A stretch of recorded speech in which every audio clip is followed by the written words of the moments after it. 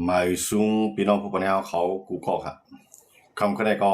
ตกมันอยู่ขึ้นวันที่24เดือนธันวาคมปี2026เขาขามาหกทบยากันในข่าวยามกลางค่ำกันคำคะแนนก็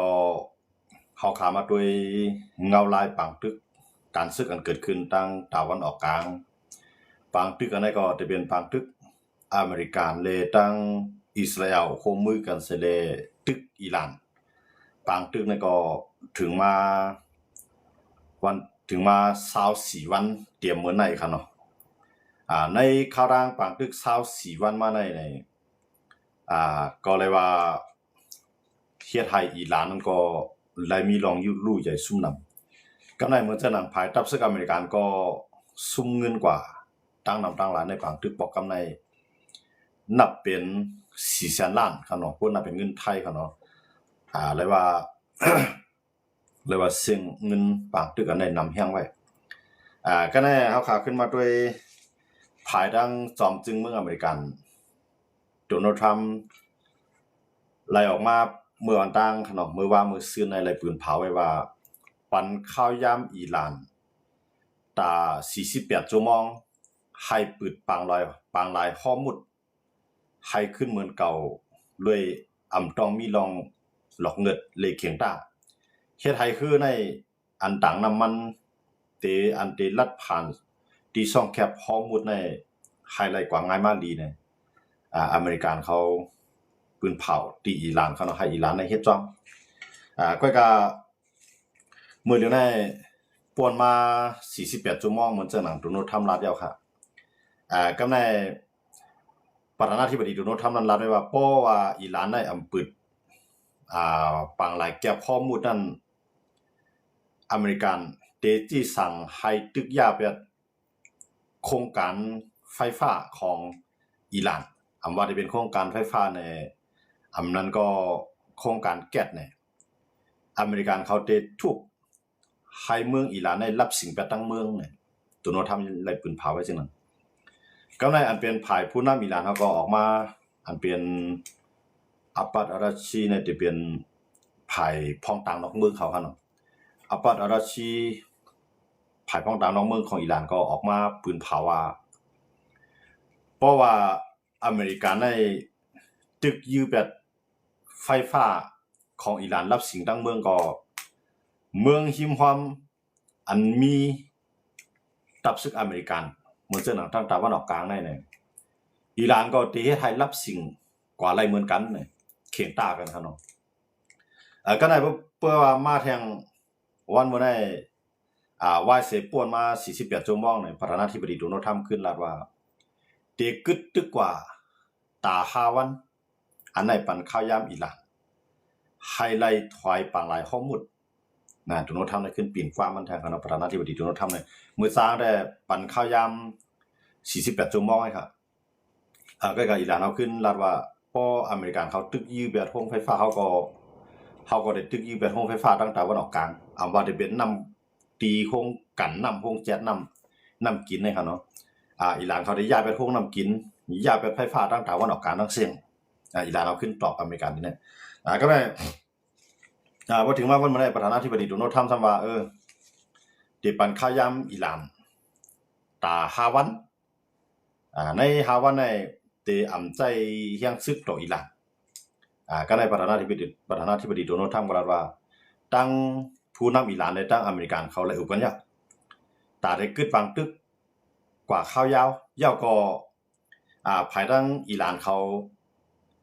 เลยตั้งภายตั้งตัวแทนอเมริกันมาอุปกันแล้วก็มีข้อตกลงกันไล่ใจกันเยอะไล่หันลีกันตั้ง2ฝ่ายอันนั้นได้เป็นประธานาธิบดีโดนัลด์ทรัมป์ก็ลาได้ขนาดแล้วว่าหันลีกันทั้ง2ฝ่ายตอนตาได้กึดตึกหลอกกันแล้วก็ตอนตาได้โค่มกันปกป้องน้ำมันในเมืองอิหร่านเนี่ยอเมริกันในมันจังได๋ก็เนี่ยบอกว่าอิหร่านเขายอมรับว่าให้เมืองอเมริกันได้เขาก็มีศูนย์เมียงน้ำมันการค้าขายกันนะครับเนาะการค้าขายน้ำมันแล้วก็การขุดเจาะน้ำมันก็ในภายทางอิหร่านก็รัฐว่าเฮาไปไล่มีตัวแทนตาได้กับอเมริกันย่อก็ไล่มีข้อตกลงสั่งกันตั้งที่อเมริกันอันนั้นมันเป็นแผนการประธานาธิบดีโดนัลด์ทรัมป์ ปั่นให้การน้ำมันในลดลงขึ้นกว่าแลออกมาปืนเผาจังไหนไปมีตัวแทนอิหร่านและฮับผู้จ้อมอิหร่านได้มาตอบจังไหนครับเนาะอิหร่านได้รับว่าปางตึกในพวกใครมันเกิดในกองง่ายๆก็ให้เนี่ยอิหร่านว่าจังไหนครับให้อเมริกันเขาเลยอิสราเอลในขึ้นใส่โยบันดังเสียงขึ้นโยแต้นบันดังเสียงอันไรมาปืนปางตึกดีดังเมืองอิหร่านย่าก็ให้กึดลือบันลองปิกป้ายมักมีเมืองอิหร่านดังเสียงย่าก็ให้ตับซึกอเมริกันตั้งตะวันออกกลางนั้นถอยตับซึกออกทางเสียงปางตึกก็กึดกว่าย่านั่นน่ะเด้ออิหร่านเขาออกมาปืนเผาบอกว่าอิหร่านใน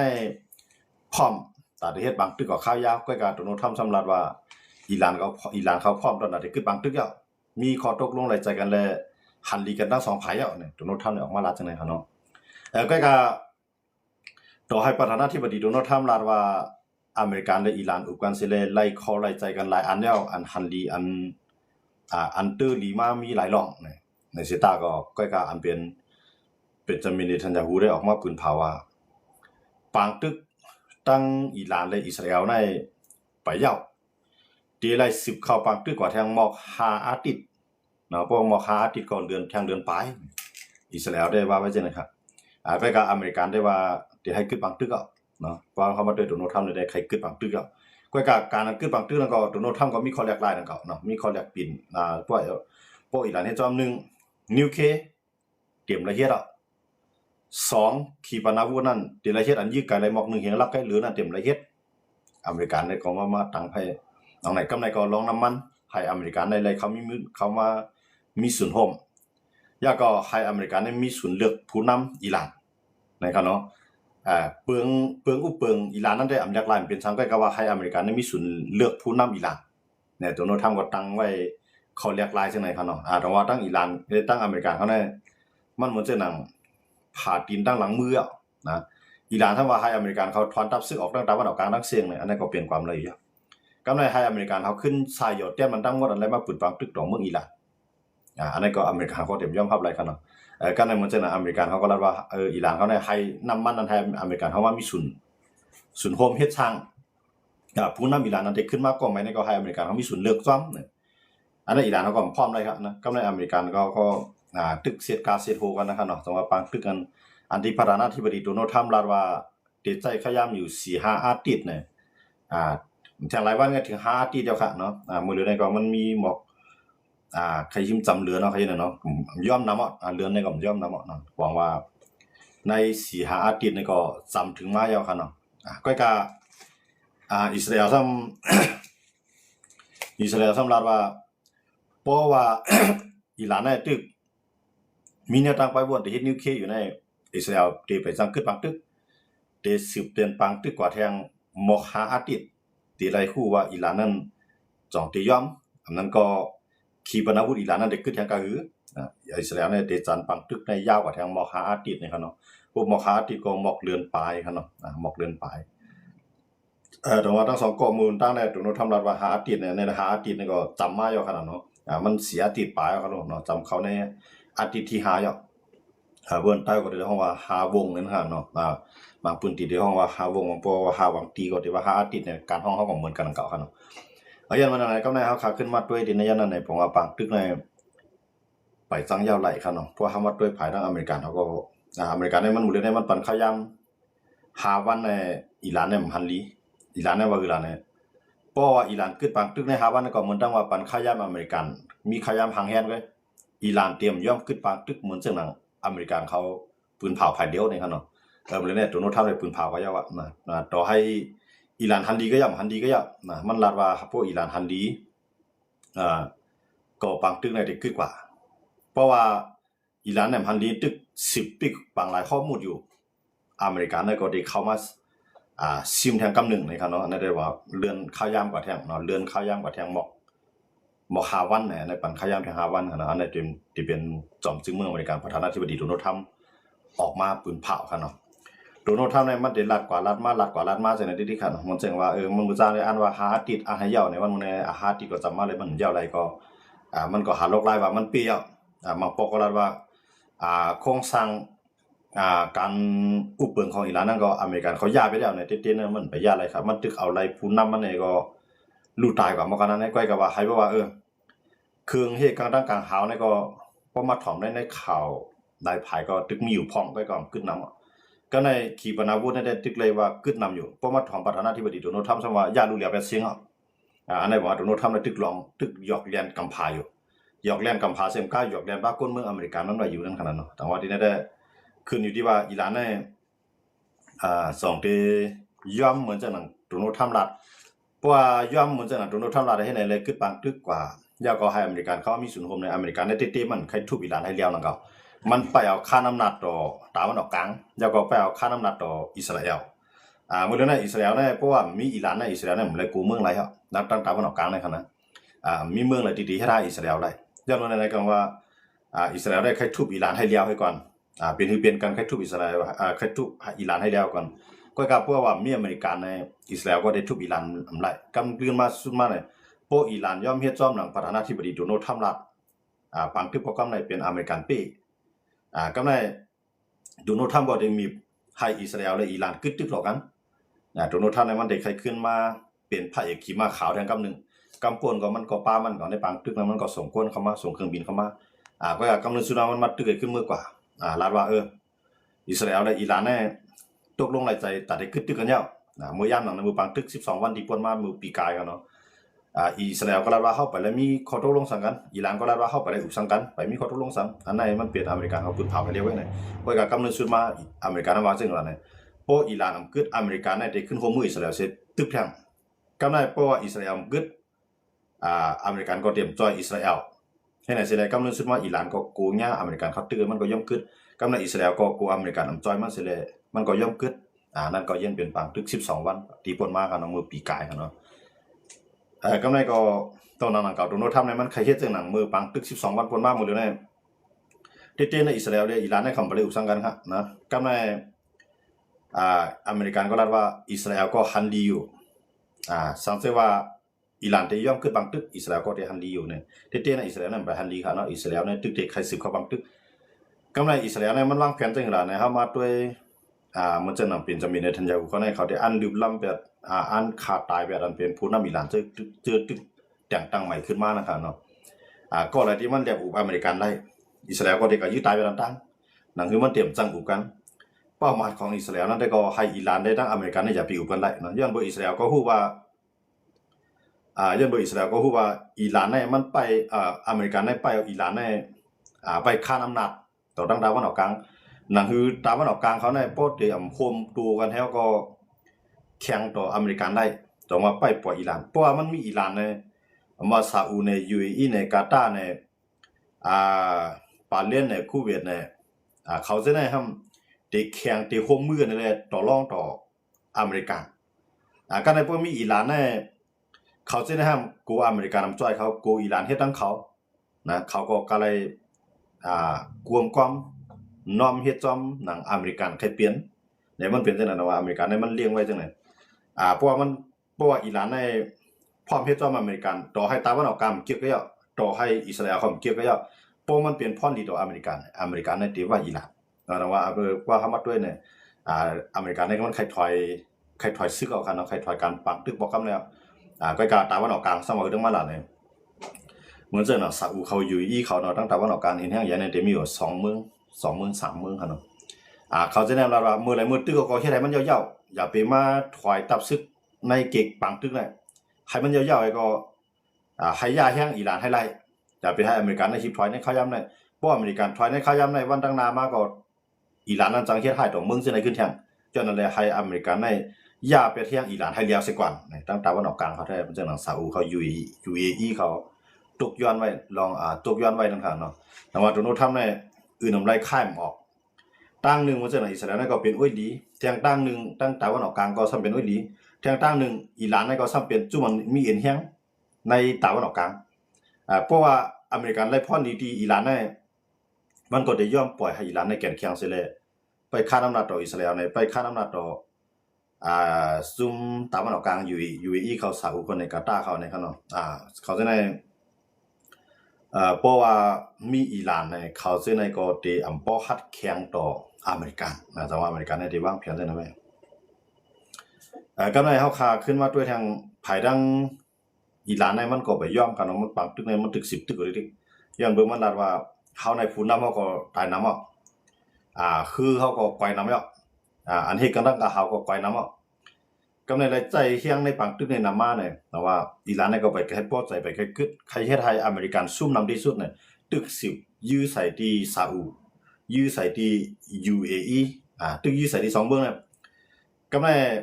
อันเป็น UAE ได้ซาอุเนี่ยออกมาเพิ่นพาว่าเตร่วมกันสิได้ใจทั้งซึก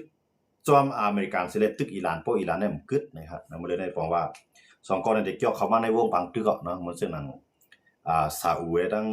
UAE คันออกปาทั้งกาตาร์เนาะ3เมืองเนี่ย3เมืองเนี่ยเขาได้เกี่ยวเข้ามาในปังตึกเตโฮมอเมริกันได้ทั้งอิสราเอลเซตึกอิหร่านเพราะว่าอิหร่านนำกึดนะครับเนาะอันนั้นได้ตึกเป็นการหลอกไปของตั้งแต่วันออกกลางในเขาไว้ลำลองในน้ำมันในเป็นที่2ไปแล้วน้ำลิฟในเป็นที่1น้ำลิฟในหมายถึงน้ำกินครับเนาะน้ำกินว่าตั้งแต่วันออกกลางในเขามีปังลาย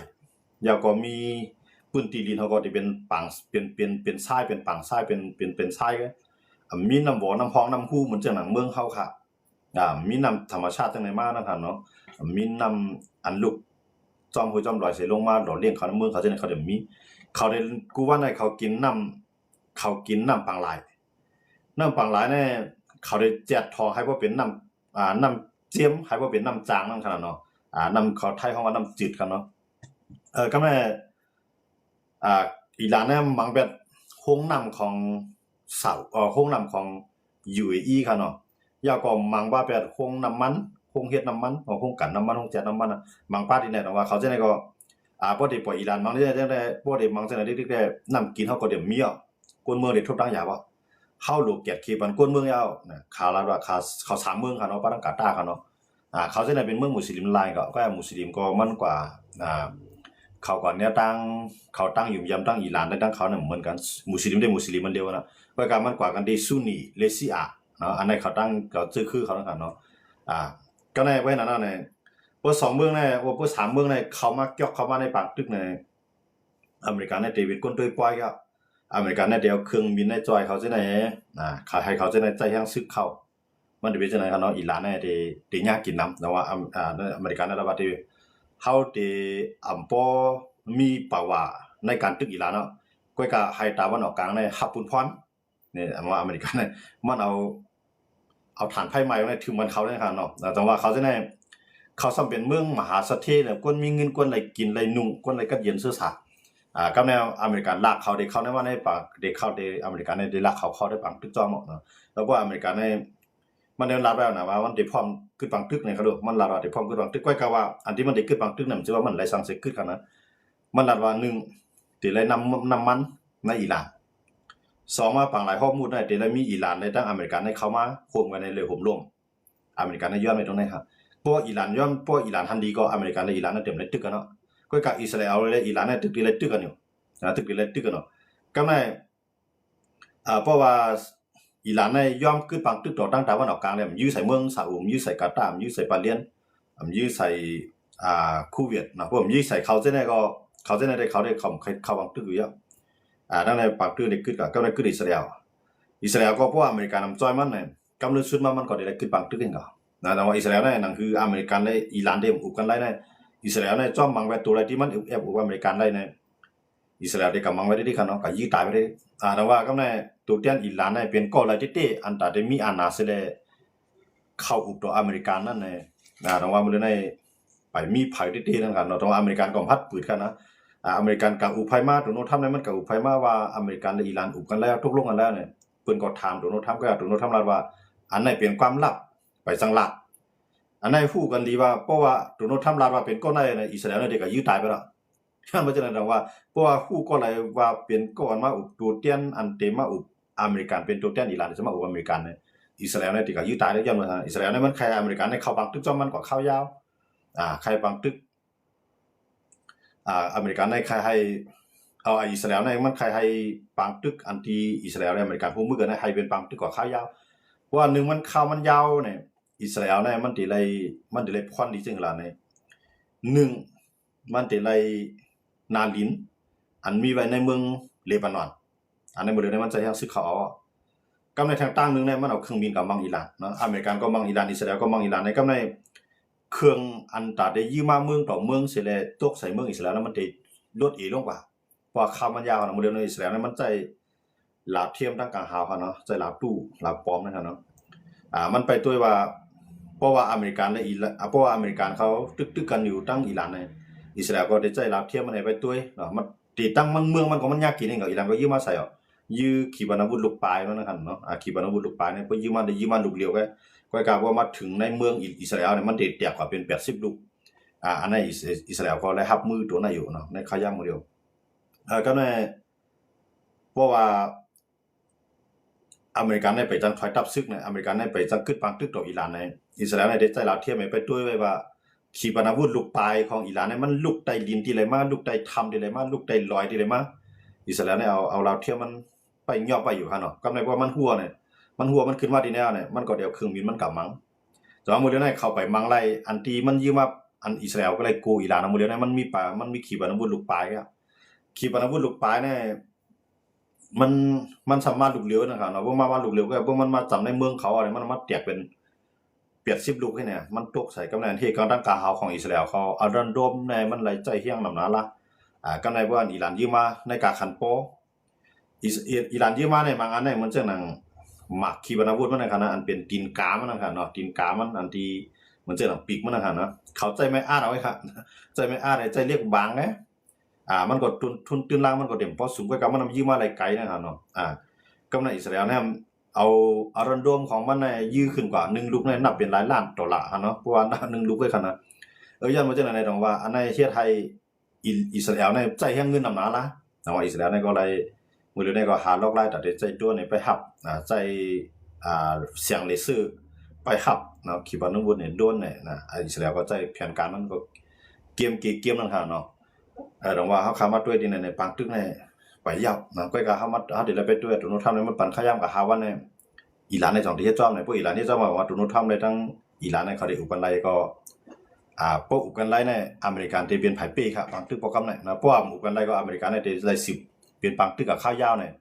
อันเดเลพอนดีนั่นเครัสเซียอิสราเอลเนี่ยเดเลพอนดีอ่ะกำไรอันเดซุ่มนั่นได้เป็นอิหร่านทั้งอเมริกัน2ก้อนได้ซุ่มในนอนกันเนาะซุ่มเงินนั่นค่ะเนาะอิหร่านได้ซุ่มกวนซุ่มเครื่องกองกังของมือจินยามกูจิกลองดังว่าเฮาเข้ามาด้วยดีเนี่ยเพราะว่าอิสราเอลในเฮ็ดให้ปางตึกในระยะยาวกว่าอะไรทางด้านฮื้อเนี่ยที่เปรียบพอดีทางด้านนั้นนะอิหร่านเนี่ยมันจะมาจอยฮิซบุลลอห์กำไรฮิซบุลลอห์ในก็อิสราเอลในทุบเรียบๆเลยนะอิสราเอลเนี่ยมันคืบเข้าในเมืองเลบานอนครับเนาะค่อยการในเลบานอนมันก็มันเป็นพื้นที่ของฮิซบุลลอห์เมื่อด้านในฮิซบุลลอห์เนี่ยมันเอาด้านจอยแถมดีอิหร่านมื้อเดียวในอิหร่านเนี่ยจังมาจอยมันเนาะก็นำจังมาจอยในอิหร่านในอะไรก็ย้อนด้านจอยแถมที่ฮามาสแล้วก็ย้อนด้านจอยแถมที่ฮูตีให้ลุกขึ้นมาตึกอิสราเอลเหมือนซึ่งหนังจุ่มฮิซบุลลอห์มื้อเดียวในฮิซบุลลอห์ในตึกอิสราเอล1ตึกที่กดกวายได้นะฮิซบุลลอห์ในย้อนว่ามันมีเฮียนมาจอยมันเนาะจนว่าเนี่ยตั้งหลังในมันได้มีตับศึกษาจึงลงผ้าอยู่ไว้แล้วก็มีหลวงปองซึ่งเลบานอนอยู่ไว้แต่ว่าปันแฮงฮิซบุลลอห์ค่ะเนาะย้อนเปิดอิสราเอลลาดว่าให้ฮิซบุลลอห์ในว่างกองกลางปันหลวงปองซึ่งเลบานอนเขาเป็นเมืองเดียวกันก็ว่าพื้นที่กุมกำของจะทีเดียวกันฮิซบุลลอห์ในกุมกำเรียนอันจับเรียนดินอิสราเอล